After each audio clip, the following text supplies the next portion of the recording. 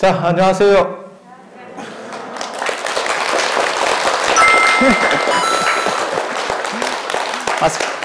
마스크를 확 벗어야 돼. 이게 트럼프 퍼포먼스라고 트럼프 대통령이 3일 만에 딱 나와가지고 청와대에서 마스크, 이거 되게 멋있어 보이던데, 영감님이. 저러다 훅 갈 수도 있는데, 이런 생각도 들고. 젊은 사람들은 뭐 치사율이 없지만, 어른들은 조금 그러니까요. 근데 오늘 되게 많아진 것 같은데? 이런 식으로 가면 내년에 증축해야 되는 거 아니에요? 건물을? 사람이 많아진 게 아니고 여러분이 뚱뚱해졌을 수도 있어요. 지금 막 얼어 죽을까봐 잔뜩 싸매고 와가지고 게다가 또 어떻게 이렇게 검은색 중심으로 무슨 김밥같이 다 해서 왔대. 이게 참 어디 눈밭에 굴러도 죽지는 않겠다. 내가 지금 복장들을 보아하니 뭐 대단해. 근데 진짜 많아졌다, 그죠? 이제 1단계로 떨어져서 뭐 그런가 봐요. 진짜 식상한 말을 한번 하면 저 이런 말 되게 싫어하는데 한 달이 엄청 빨리 가는 것 같아요. 그죠? 이게 속도가, 이게 시간의 흐름과 관련된 속도가 나이거든요. 정확하게 말하면 나이. 그리고 우리도 이렇게 살아보면, 여행 같은 거 다니잖아요. 여행 같은 거 다니면 절반이 지나면 진짜 빨리 갑니다. 절반까지는 좀 늦게 가고, 아니, 좀 긴 여행. 그래서 뭐 한 일주일짜리 이런 거 가면 한 3일은 늦게 가고, 안 그러면 한 열흘짜리 가면 한 5일은 늦게 가고, 그 뒤부터는 막 이렇게 비탈길로 내려가거든요. 그래서 1년 계획을 세우기 전에 한 해가 가. 아니, 이게 웃을 일이 아니고 제가 그러는데 여러분은 얼마나 빠를까 싶어요. 그래서 기도 열심히 해야 돼요. 좀 있으면 까만 옷 입은 사람이 가이드로 나옵니다. 그때 이제 까만 옷 입은 사람이 나오는 경우가 있고 약간 빡빡으로 나오는 경우가 있거든요. 빡빡으로 나오면 지장보살. 까만 옷 입고 관 쓰고 이렇게 나오는 사람도 있고, 그죠? 그래서 두 종류가 있어요. 먼 얘기가 아닙니다. 이거 참. 예전에는 그래서 죽음을 약간 이렇게 예비해서 공덕을 닦는 그런 문화들도 있었어요. 조선시대 후기에도 그런 문화가 있었습니다. 그래서 추사 김정희가 봉은사에서 뭐 돌아가시기 3일 전에 판전이라는 글씨를 썼어요 라고 하는 것도 사실은 그때 연비하면서 참회하고 있었어요. 매일같이 연비하면서. 그래서 낮에는 팔뚝 지지고 참회하고 지지고 참회하고 이러다가 돌아가시는 거예요. 그래서 과천에 살던 분이거든요. 추사가 말년에 과천에. 그래서 봉은사에서 그렇게 하다가 이제 글씨 써달라 하니까 글씨를 써주고, 그게 이제 병중에 과천 사는 사람이 3일 전에 쓰고 이제 사요나라 한 거죠. 그래서 죽기 전에 그렇게 자신을 정리하고 이렇게 공덕을 쌓고 회양하려고 한다는 거는 굉장히 좋은 것 같아요. 사실 저는 그런 문화를 좋게 생각합니다. 그러니까 인생을 살 때는 젊었을 때 이렇게 살 수도 있고 저렇게 살 수도 있고 좀 사람마다 편차가 있잖아요. 그런데 말년에 맨 마지막에라도 자신을 되뇌이면서 혹시 뭐 잘못된 게 없는가 이렇게 점검하고 그 다음에 반성하고 이런 정신으로 살면 젊었을 때 조금 놀았어도 괜찮을 것 같아요. 괜찮을 것 같아요. 그런 생각이 불끈 들어요. 근데 보살님 거기 앉아 계시면 나중에 두드려 맞아요. 모르는구나. 옆으로 가야 되는데 어간에 앉으면 아니 보살님은 괜찮아. 거기 괜찮아. 이쪽으로 가요. 이쪽으로. 아니 거기는 괜찮아. 이 배추벌레 보살님만 걸리는 거예요. 그냥 상식적인 거 가르쳐 드리면 여기 이제 중간에 이렇게 비워 놓잖아요.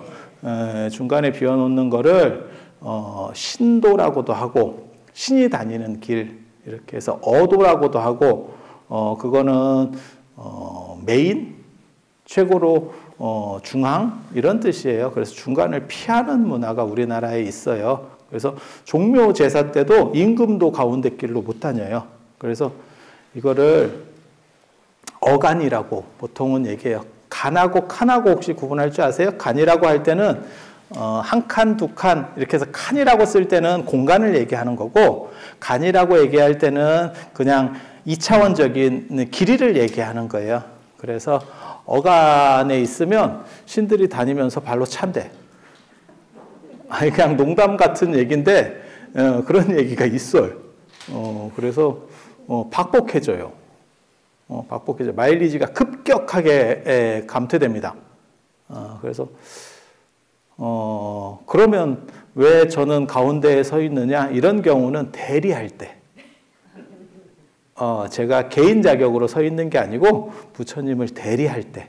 그래서 대리할 때는 삼배를 받고, 대리할 때는 가운데를 서고, 그냥 개인 자격일 때는 서로 맞절을 해서 일배를 하고, 이게 이제 기본으로 그렇게 되어 있습니다.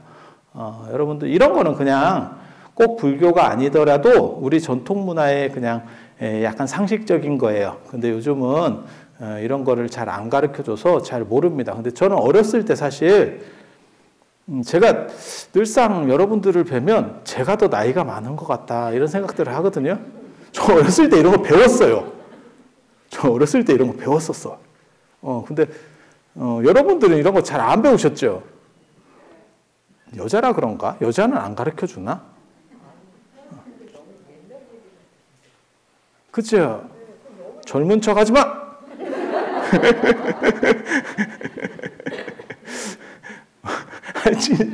아니, 저 어렸을 때 이런 거 진짜 배웠었는데, 그리고, 인생이 진짜 절반이 넘어가면, 뭐 60부터 청춘이라는 동 다 헛소리고, 비탈길에 비탈길. 마치 비료푸대를 타고 눈 쌓인 곳을 내려가듯이, 비유 멋있지 않아? 요즘 젊은 사람들은 못 알아듣는 비유예요. 여러분들 비료푸대 좀 한번 타봤잖아요? 그런 거 안 타보셨어요? 진짜 막 겁나 빨리 내려가요. 비료푸대. 그래서 그런 식으로 내려가는데, 사실, 여러분들이 한 번씩 출가해봤던 거 아세요? 그거 기억나세요? 절에서 한 건 아닌데, 여러분이 출가를 한 번씩 해보셨었어요? 기억 못 하세요? 아마 여러분들이면 거의 여기서 100%일 겁니다. 여기 지금 몇 분 정도 되시는지 잘 모르겠는데, 한 150, 200? 뭐 이 정도 되나요? 모르겠는데, 거의 100% 나올 겁니다. 전부 출가 경력이 있다고 보시면 돼요. 이게 진기한 일이 있습니다. 당나라 때 당태종 이세민이라고 하는 분이 있어요. 이분이 아주 우리식으로 말하면 이방원 같은 캐릭터입니다. 그래서 아버지가 이제 절도사, 지방 장관이었는데 수나라가 조금 이렇게 오락가락하니까 아버지 뒤집읍시다. 이렇게 시작해서 처리하는 분이거든요. 그렇게 해서 다 뒤집고 그 큰형이 이제 나중에 태자가 돼요. 태자가 이건성이라는 분이 됐는데 이 양반은 태자가 들어올 때 자기 큰형 이건성이 들어올 때 북쪽문에서 왕궁의 북쪽문에 직접 매복해서 활시위를 당겨서 형을 죽여버립니다. 뭐 사람 시켜서도 아니에요. 사람 시켜서 아닙니다. 정몽주 이방원이 척살할 때는 사실 사람을 보냈고 정도전 죽일 때는 자기가 직접 뭐 이렇게 했는데 그래도 형을 죽일 때 직접 당기는 거는 이거 보통 사람 아닙니다. 보통 사람 아닙니다. 그래서 그렇게 하고 이제 왕이 됐어요. 왕이 되고 그 다음에 당고종 이치라고 하는 분이 나옵니다. 그분이 이제 당나라 3대 황제인데 이 양반이 태종의 9번째 아들이에요. 9번째 아들. 그리고 그 당시에 당태종 말에 불교계에 대단한 영웅이 나옵니다. 그게 서유기의 삼장법사 현장 스님이에요. 그분이 이제 인도 갔다 와서 나중에 기회 되면 제가 그런 얘기를 또 해드릴 건데 아마 기회가 없을 수도 있어요. 기회를 한번 잘 만들어 봐. 모르겠어요. 일단 그렇다 치고 그런 얘기 하면 너무 기니까 현장 스님이 인도 갔다 와가지고 진짜 엄청난 바람을 일으킵니다. 그게 이제 나중에 당태종 이세민이 도교를 좋아했던 분이거든요. 자기 집안이 이씨, 저번에 제가 이씨 얘기했었는데 이씨가 오얏이 뭐라 했죠? 이씨 없어요? 오얏이 자두예요, 자두. 요즘은 자두라는 표현을 일반적으로 쓰고 오얏이라는 표현을 잘 안 써서 그래서 오얏나무 밑에서는 각근을 고쳐 매지 마라 이런 속담 있잖아요. 안 들어보셨어요? 그게 이제 각근 이렇게 매고 있으면 하나 따먹었나 이럴까봐 그게 하는 그런 얘기잖아요. 그러니까 혐의가 될 만한 일을 만들지 마라. 뭐 이런 의미라고 보시면 되겠죠. 그래서 이씨의 시조를 노자로 봤기 때문에 전에 잠깐 그 얘기 해드렸어요. 그래서 이제 노자가 우리 조상이다. 그래서 도교를 숭상을 했었어요. 그거를 도선불후라고 합니다. 도사들이 앞에 있고 불교는 뒤에. 그래서 도사들이 앞에 있고 도선, 불후, 불교는 뒤에, 스님들은 뒤에 이렇게. 근데 그거를 완전히 역전시키는 분이 현장 스님이에요. 그래서 당태종이 죽을 때 기가 막힌 얘기를 합니다. 기가 막힌 얘기를. 내가 스님을 일찍 만나서 불교를 펴지 못한 것이 아니다. 이제 불교 시대가 시작됐다. 당나라에 이제 불교 시대가 시작됐다. 이렇게 보시면 돼요. 그 한마디가 완전히 이제 순서가 기울었다. 라고 보시면 되고, 그리고 나서 당고종 이치, 자기 아들, 9번째 아들인데, 그 아들한테 기가 막힌, 유언을 합니다. 어떻게 그런 얘기를 했는지는 저도 잘 모르겠어요. 진짜 이 사람이 좋아한 물건이 있어. 골동품 중에서. 그게 왕이지 글씨예요. 왕이지의 난정서라는 걸. 그러면서 하는 말이 내가 너에게 천하를 물려줬는데 하나만 나에게 줬으면 좋겠어. 이렇게 얘기해요. 그러니까 아버지 뭐 말씀하십시오. 이러니까 왕이지의 난정서를 무덤에 묻어달라. 미친 짓입니다. 미친 짓입니다. 왜 그럴까요? 도굴해 주세요. 이런 뜻이잖아요. 그게 그 뜻이 되는 거예요. 내 무덤을 도굴해 주세요. 아니, 당나라가 뭐 영원히 가면 아무 문제가 없죠. 근데 거기에 그게 들었다 카더라. 이제 그 말이 널리 나가게 되면 왕이지 진적은 남아있는 게 없습니다. 그래서 그게 천하제일 행서라고 하는 거거든요. 그 기가 막혀요. 그 난정서. 제가 생각해서는 그 그림을 보여드리면 참 좋겠지만 여기는 보여드릴 수 있는 상황이 아니니까 그 글씨 보면 진짜 글씨 그지같이 썼어요. 우리가 보기에는 야 저런 식으로 술 먹고 저런 식으로 글을 쓰나? 이런 식으로 잘 쓴 글씨가 아니에요. 근데 그게 자연스러운 글씨라는 거예요. 굉장히 이렇게 그냥 장난스럽게 이렇게 쓴 글씨 같은데 그거를 천하제일 행서라고 얘기해요. 그렇게 얘기를 해요.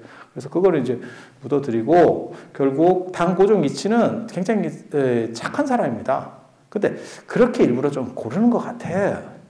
무인 기질이 있는 사람들이 자기 아들은 조금 이렇게 공부적이고 그 다음에 좀 착실한 사람. 9번째 아들이에요. 원래는 왕위 계승에서 조금 먼 사람인데 왕이 됩니다. 근데 이 당고종 이치가 굉장히 착하고 사람도 어지러요. 근데 한 가지 이제 문제가 뭐냐면 병이 있어요. 지병이 있어요. 그 병이 뭔지는 잘 모르겠는데 사람이 잘 못 움직입니다. 제가 추정컨대 통풍 아닌가 싶어요. 심한 통풍. 통풍 아세요? 그 뭐 바람만 불어도 아파요. 뭐 어쩌고저쩌고 이렇게 그러니까는 관절에 어떤 바이러스 같은 게 들어가가지고 엄청 아프다던데? 저는 뭐 정확하게 잘 모르겠는데 여기도 혹시 이 정도 인원이면 그걸 알아보신 분이 계시지 않을까? 저는 그거 아는 스님 보고 깜짝 놀랐어요. 하루아침에 목발을 짚더라고요. 그래서 왜 그래요? 이랬더니 그게 도져가지고 제대로 못 걷는다는 거예요. 너무 아파서. 그런데 밖에 지금 안 나올 수가 없어서 회의 때문에 나왔는데 목발을 짚고 나오는 거예요. 그래서 저게 엄청 아픈갑다. 왜냐하면 언간에서는 남자들이 이렇게 가오가 있기 때문에 아픈 척 잘 안 하거든요. 방에 가서 울지. 그런데 모발 짚고 댕기고 그래서 야 저게 굉장히 아픈가 보다. 근데 당 고종 이치가 진짜 그리고 참고로 말씀드리면 당나라 송나라 이런 때 보면 황제 이름 다 한 글자예요. 조선도 한 글자라고 제가 전에 말씀드렸잖아요. 그래서 이제 그렇게 되는데 이 당고종 이치가 그래서 제대로 이 나라를 건사를 못합니다. 그때 이제 그 마누라가 이제 치고 나오는 거죠. 마누라가 굉장히 대단한 사람. 측천무예요. 측천무. 측천무하고 또 사연이 있습니다. 그거 얘기해주면 되게 재밌는데 그게 자기 아버지 첩으로 원래 들어갔었잖아. 근데 첩이 너무 많아가지고 아버지는 한번 제대로 보지도 못하고 번호표 뽑았다가 번호표 늦게 뽑아가지고 한번 만나도 못하고 영감이 죽어버렸어요. 환장하지.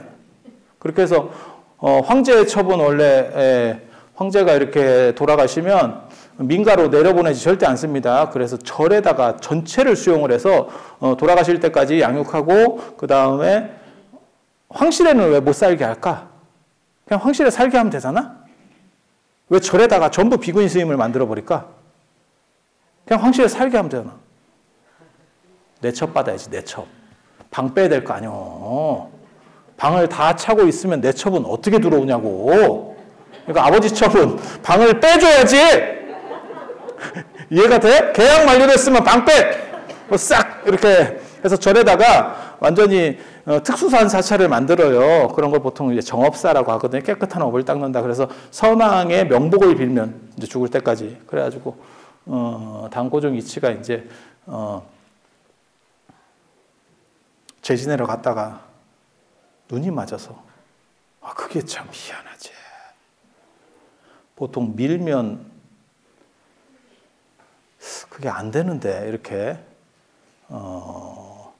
그런데도 어떻게 뭐 굉장히 이렇게 뛰어났는가 봐. 그렇게 해서 이제 하는데 그 여자가 측천무가 뭐 워낙 대단한 사람이에요. 중국 전 역사를 통틀어서 유일하게 황제가 되는 여성이거든요. 그런데 남편이 아프니까 그걸 이제 대리로 이렇게 하는 거예요. 자꾸 업무들을 처리하다가 권력이 이양되는 거거든요. 그리고 태극궁이라고 하는 데가 원래 당나라의 황궁이었는데 태극궁이 좀 습해요. 그래서 습하니까 이게 더 발작을 하는가 봐. 몸이 더 아파. 그래서 대명궁으로 옮기거든요. 지금 대명궁 유적지가 중국 서안에 있는데 그 유적지만 갖고도 그러니까 터만 있어요. 터만. 개성의 뭐 만월대처럼 고려 왕궁 유적지가 만월대거든요. 만월대처럼 터만 있는데 터만 있는 걸 가지고도 유네스코 문화유산에 들어갈 정도로 대단한 데입니다. 그래서 그렇게 짓고 해도 참 몸이 아프니 황제라도 이게 참 깝깝한 거예요. 전에 그 CJ 그룹 회장님 그렇게 TV에 나오는 거 보면 이렇게 막 의자에 앉아가지고 이렇게 하는데 그분은 다른 분들은 이렇게 후덕하게 생겼는데 아픈 척을 하는데 그분은 진짜 병색이 완연하더만. 그래서 야 이거 재벌도 저렇게 골로 가면 소용이 없겠다라는 생각을 했어요. 너무 아프면 그분이 지병이 있다는 거예요, 진짜. 뭐 발도 문제고 뭐 저거 그런 게 나오더라고요. 찾아보니까. 그래서 야, 우리 그런 거 있잖아요. 뭐 천하를 다하도 건강을 잃으면 끝이다. 근데 이제 그거는 가져본 사람들이 하는 얘기고 우리 같은 사람들은 건강은 좀 됐고 좀 다른 걸 좀 잃어봤으면 좋겠다. 그래서 여러분도 지금 철야 기도로 온 거잖아. 건강하고 마일리지하고 바꾸려고. 그치? 건강이 좋으면 집에서 그냥 보양하고 있어야지 뭐 한다고 이렇게 오겠어. 그죠? 그래서 그래서 황제인데도 몸이 아프니까. 그리고 이게 뭐가 있냐면 이 양반이 제일 걱정한 게 자식에게 내려갈까 봐요. 나도 지금 죽겠는데 그러니까 가족력이지.